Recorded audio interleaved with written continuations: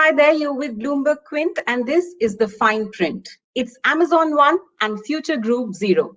The legal battle between the two retail giants saw the first round go in favor of Amazon. Over the weekend, an emergency arbitral tribunal constituted under the SEAC rules has directed Future Group to put on hold its deal with Reliance Retail. Now remember, Amazon has alleged that the 27,000 crore deal between Mukesh Ambani's Reliance Retail and Kishore Biyani's Future Group violates its contractual rights. Now, soon after the interim order, Amazon, Reliance Retail, and Future Retail issued their responses.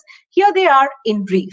Amazon, of course, welcomed the order of the emergency arbitrator and said it's grateful that all the reliefs that it sought were granted.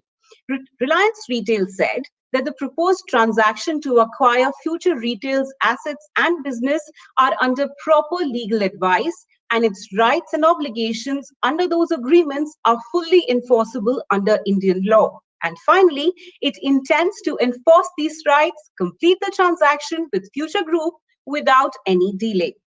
Finally, Future Retail said that the order of the emergency arbitrator will have to be tested under the Indian Arbitration Act. It said that Future Retail is not a party to the agreement under which Amazon has invoked the arbitration proceedings. Now, remember, last year, Amazon had invested in the parent entity Future Coupons, which then got into a shareholders agreement with Future Retail.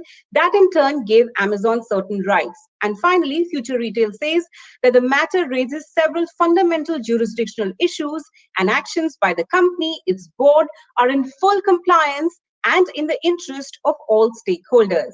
Now, this is what all the parties that are going to be impacted by this deal have to say, which raises three key questions.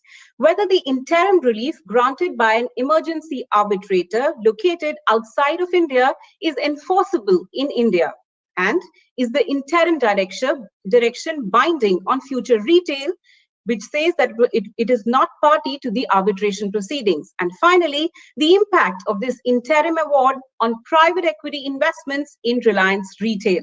To answer these three questions, I have with me senior advocate at Bombay High Court, Vikram Nankani, and Murli Neelkantan is back with us on the fine print to give us his perspective after the first round, where we sort of did some crystal gazing as to how this legal battle is likely to unfold. Gentlemen, welcome to the fine print. Murli, I'll start with you. Your first quick assessment of what's happened at the Singapore International Arbitration Center, and what this emergency arbitration award means for the parties involved. Payaswini, thank you for having me again on the show. As we discussed last time, this was expected that Amazon would go and seek emergency arbitration. It was also very likely that they would get some relief. So none of this was unexpected. Okay, all right, Mr. Nankani, I'd like you to come in and help us understand. Singapore is one of the locations that offers emergency arbitrator under its rules. Are these arbitral awards which grant interim relief to parties automatically enforceable in India? What is the next step in terms of the enforceability of these interim directions? Payaswini, for having me over. Let me start with a minor correction. I think in your introduction, you said that this is an order made by an arbitrator outside of India. I'm not sure whether that's the correct position, and I think a lot turns on how you characterize this order. From what I know of, that I think the seat of this arbitration, albeit under the SEAC rules, is I think in India. It's I think Delhi, if I'm not mistaken. This is what I have read. So if the seat is in India, then notwithstanding the fact that this is an award or an order made under the SEAC rules, the fundamental question which will arise is whether the Indian Arbitration Act will apply or the Singapore International Arbitration Act applies. As you would know, the seat determines the law which governs arbitration, which is a law which may be different from the law which governs the main contract, or what we call as a substantive law. Now, if the seat is in India, then merely because this is an order made under the SIAC rules, it will not get characterized as an award, foreign award, or a foreign order, or an order made outside of India. If that be so, then its validity can well be questioned, because as we know that in the Indian Arbitration Act, Part 1 does not recognize an emergency arbitrator. In fact, the 246th Law Commission strongly recommended that the Act should be amended to include arbitral tribunal to mean an emergency arbitrator. And that was not accepted by the Parliament, and that amendment never saw the light of the day. So I think it's going to be a very interesting issue. I think it's first of its kind. There have been emergency orders made under SIAC rules in relation to Indian parties in the past, but I am not aware if an award or an order made under the SIAC rules with seat in India has ever been passed. And that's the real acid test, because if it's the seat is in India, then Part 1 will really be tested, and I think this will be first of its kind. Okay, Mr. Neelkantan, could you help us understand, given that what Mr. Nankani is saying, that if the seat of arbitration is in India, the arbitral proceedings are happening before SIAC. Do we have any precedent that gives us any insight into the next move in terms of enforcing these directions? We don't, but I will take the other possibility, which is that since we don't know, the possibility is that it is an international arbitration seated in Singapore, and SIAC appointed this emergency arbitrator who granted this interim relief. Then what happens? Because I think the first scenario has been very well explained by Mr. Nankani. So what happens in the second scenario? The second scenario, we have some precedent in the Delhi High Court with this kind of a situation. And there the view was that the parties have to go back effectively to the High Court and apply under Section 9 for interim relief. So these are the two scenarios, one that Mr. Nankani mentioned and the one that I'm mentioning now. So it still requires an Indian court to find a way of enforcing it by an order, which means a full hearing, basically. Okay, all right. If I can just sort of recap, both your views into slightly, lesser technical language for our viewers. Mr. Nankani, you were saying that if the seat of arbitration is in India, then the Arbitration Act, the Indian Arbitration Act doesn't recognize an emergency arbitral award or an emergency arbitral order. And so I'm leaving it as a question mark here. Then what happens? What Murli is saying is that if the seat of arbitration is in fact in Singapore, then the party, or rather Amazon, has to then file a Section 9 petition under the Indian Arbitration Act and enforce this, or seek to enforce the directions by this emergency arbitrator before the Indian court. Is my understanding correct? Yes, absolutely correct. I think there is a qualitative difference in the two scenarios, and I think we should recognize that qualitative difference. One is, if the seat is in India, then it's a jurisdictional issue, because the Indian Arbitration Act of 1996 does not recognize an emergency arbitrator and does not give any validity or sanction to an order passed by an emergency arbitrator. All that we have is a Section 17, which is there for the interim reliefs. On the other hand, if the seat is outside of India, in this case Singapore, then what my friend Mr. Murli said is correct, that they will have to come back to the Indian courts to seek enforcement. So that's a different ballgame altogether. In the second scenario, if the seat is outside of India, then you take recourse to Indian courts for enforcing the emergency arbitrator's order, as opposed to a question of jurisdiction per se, which will arise in the first scenario. So in both the cases, the courts in India will have a role to play, albeit, as I said, on qualitatively different grounds. Could I just say that for my scenario, there is precedent. So it's not such uncharted territory. We have several cases. I think EduComp is a famous one from the Yeah. Delhi High Court. So, Murli, given what you both are saying and the fact that Amazon has gone and initiated the arbitral proceedings before Singapore International Arbitral Center, is it not safe to assume that Amazon would have sound legal advice to the extent that the Indian Arbitration Act doesn't recognize an emergency arbitral tribunal's order? And hence, is it not then safe to assume that the seat of arbitration is in fact outside of India? That is why I said the scenario that I painted was likely. They would have had very good advice, and therefore, based on what they have done, we're working backwards to say that it is likely that the seat of arbitration is Singapore. They have therefore got a chance to get an interim award from an emergency arbitrator, and will be able to enforce it in India. If it had been that the seat was in India, then they wouldn't have to do this.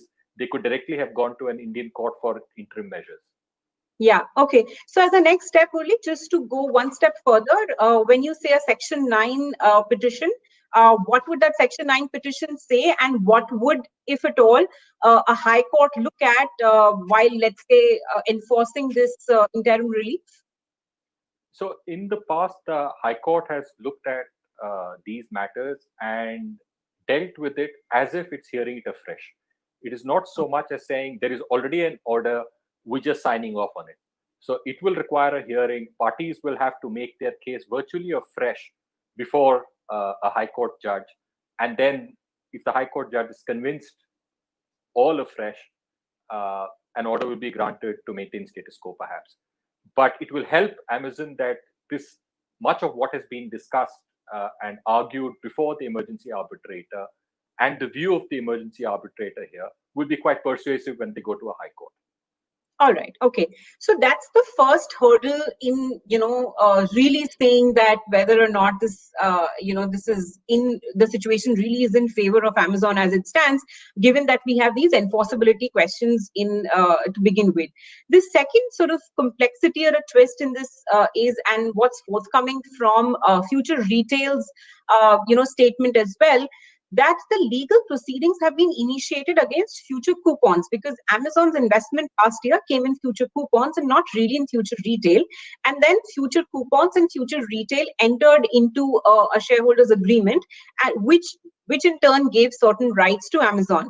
Mr. Nankani, how will it unfold, this argument unfold before courts that, I was not even party to the agreement which seeks to prevent certain actions that, I am potentially entering into with the third party?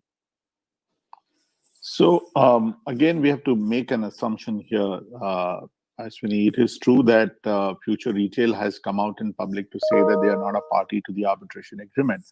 But under the SIAC rules, there is a separate provision, which is an application to the SIAC court, which is made through the registrar, to challenge the jurisdiction of SIAC in appointing an arbitrator. So I'm not sure whether, again, that has been done or not done. I assume that it has been done. And if it has been done, then the question is that was that decision rendered by the SIAC court? And if SIAC court did not render and the emergency arbitrator went ahead and made an order, then different considerations will apply as far as Indian courts are concerned. Let me digress a little here, because to my mind, once again, a very complex question under the Indian law will arise. It is true, as Murli said, that in the past, the Indian courts have had occasions to deal with orders passed by an emergency arbitrator under Section 9 of the Indian Arbitration Act. The first case which comes to my mind is that of the Bombay High Court in ARBITRAL, and as Murli pointed out, the other one, the Delhi High Court in EduComp. So there are a few occasions or precedents to that effect.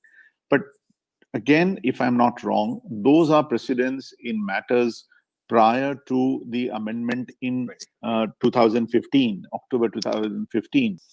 After October 2015, as you would know, that Section 9 has been amended, and a very peculiar amendment has been brought in by subsection 3 to say that once an arbitral tribunal has been constituted, the court shall not make an application or not entertain an application under Section 9 unless it feels in rare and exceptional circumstances that Section 17 is inadequate or inefficacious, which is a clear indication by the Parliament to say that once a tribunal is constituted, all that you have to do is to go under Section 17. And we know that Section 17 does not provide for an emergency arbitrator. So it boils down to a very fine question of law, a neat question of law, as to whether the past precedents would also help either party under Section 9 once there is an emergency order made by an emergency arbitrator. So there are more than one jurisdictional challenges here, and I'm sure the law will develop. Whichever way it develops, it will be really interesting and will really mean a lot to the evolution of the arbitration law in India. So for the moment, to answer your question directly, yes, Future Retail will, I think, raise this point of jurisdiction. And if the CIAC court has not determined that point of jurisdiction, then there will be an additional ground to say that the emergency arbitrator ought to have waited for that decision rather than usurping the jurisdiction. So I'm sure various such issues of jurisdiction will arise. Okay. But what is your sort of, from the limited disclosures that we have from parties in the public domain by way of stock exchange notifications, what is your reading of the fact, Mr. Nankani, that Future Retail is saying that I'm not even a party to these arbitral proceedings, so you can't prevent me from going ahead and doing a deal with Reliance Retail? So falling back on the Indian law as it exists today, non-signatories can be joined in an arbitration in India. And that's a decision, famous decision of the Supreme Court in Chloro Control. That was a decision under Section 45 of the Indian Arbitration Act, post which there has been an amendment to Section 8 of the Indian Arbitration Act in relation to domestic arbitrations. And they have been almost put on par, Section 8 and Section 45. And therefore, much will depend on the facts of the case. And that's really not a question purely of law, but a mixed question of law and fact, which will depend on the obligations that were cast on the parties to the contract. And if Amazon can show that this agreement would also bind non-signatories, and the performance of this agreement also depends on certain obligations from a non-signatory, then relying on Chloro Control, it could probably rope in Future Retail.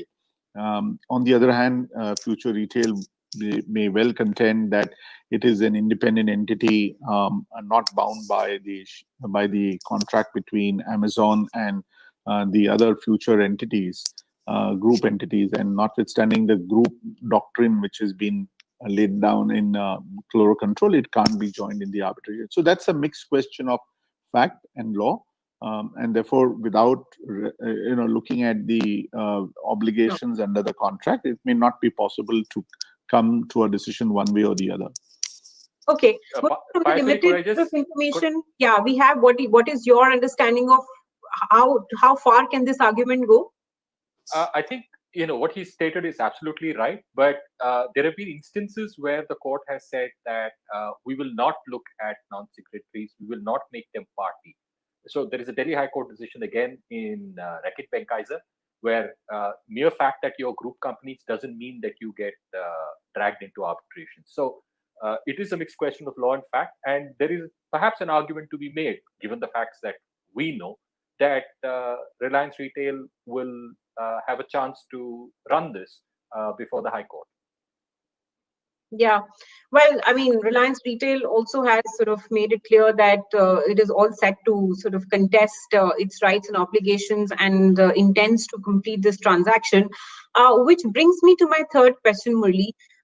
We've seen a bunch of private equity investments come into Reliance Retail over the last few months, right? Whether it's DIC, it's KKR, it's Silver Lake, and several others. Now, while you and I were chatting offline, you mentioned that these investments could have consequences as a result of what will come out of what's happening between Amazon and Future Retail. Would you want to elaborate on that first? Again, we are speculating here, but I am assuming that all those who invested in Reliance Retail, these are large sums of money. During due diligence, they would have been aware of the Amazon coupons deal and the coupons retail deal. So that information would be available to them. It would be very unlikely that they didn't know of this.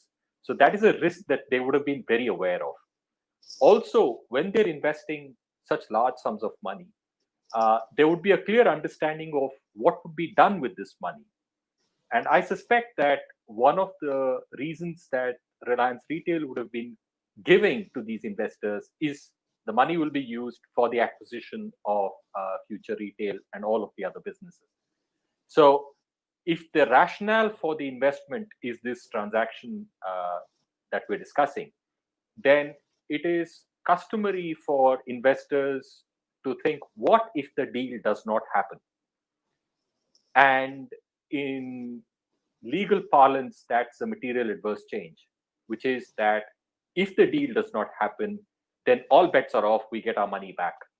So that is a customary provision in investment agreements, especially when there is a clear use for that money. Now, it'll be interesting to find out in due course if there is a MAC clause and how that will play out. Whether that MAC clause will be triggered now, will be triggered in 3 months, in 6 months. When does the MAC clause get triggered? So to me, that's really where the investors now start getting a little worried. Okay, Mr. Nankani, we don't have the benefit of any of these agreements between Reliance Retail and the private equity investors, and our queries to Reliance Retail continue to remain unanswered. But going by just standard commercial agreements that that take place between companies and their investors, is it safe to assume that this risk was known to these private equity investors, that Amazon has these rights vis-a-vis future coupons and vis-a-vis future retail, and that could probably be contested by Amazon if at all, Future and Reliance go ahead with this deal. Those clauses, those material adverse change clauses could get triggered, and then there could be consequences of those MSC clauses that, might get the parent involved. Payaswini, you are right that material adverse clauses could be considered to be standard in today's days and time. But what is of significance is the content of the MAC clause. There is no template for that, and there is no standard MAC clause. It all depends. It's a bespoke arrangement between the parties, what the parties to the bargain would decide for themselves. So one can't really, it would not only be speculative, as Murli said, but it would be unfair and hazardous to make a second guess as to what would be the nature or the kind of MAC clause. The length and breadth of that clause can be very different and very wide from agreement to agreement. And please appreciate Reliance Retail's position in this case. It is entirely different from even Future Retail. Future Retail may probably come under the scanner because of the chloro control law. As far as Reliance Retail is concerned, it's a rank outsider, and I don't think it's even Amazon's case that this order would bind Reliance Retail, because that's the out and outright third party. So keeping all these factors in mind, I think I am not sure what conclusion I can draw, but really it's not. We are not looking at a plain vanilla MAC clause whose contents are really not known to us, and there is no standard MAC clause like in the case of an arbitration agreement, where you will find various arbitral institution rules providing for a template. It's not so in the case of MAC. Sure. Okay. I think Murli's point was only to the extent that if in case we envisage a scenario that Reliance Retail is not able to buy Future Retail and its assets, then what happens to those private equity investments who may have made those investments hoping that the business will grow after Reliance Retail acquires the assets of Future Retail. But at this point, it's just sort of an interesting point to note. And of course, as the legal proceedings between Amazon and Future Group, go on before courts, we'll know better. But for now, Mr. Nankani, Murli, thank you for joining us here on the Fine Print with your views on what the interim directions from the emergency arbitrator at SEAC mean, if at all, for Amazon and Future Group. Thank you for joining us here on the Fine Print, and thank you so much for watching. Thank you.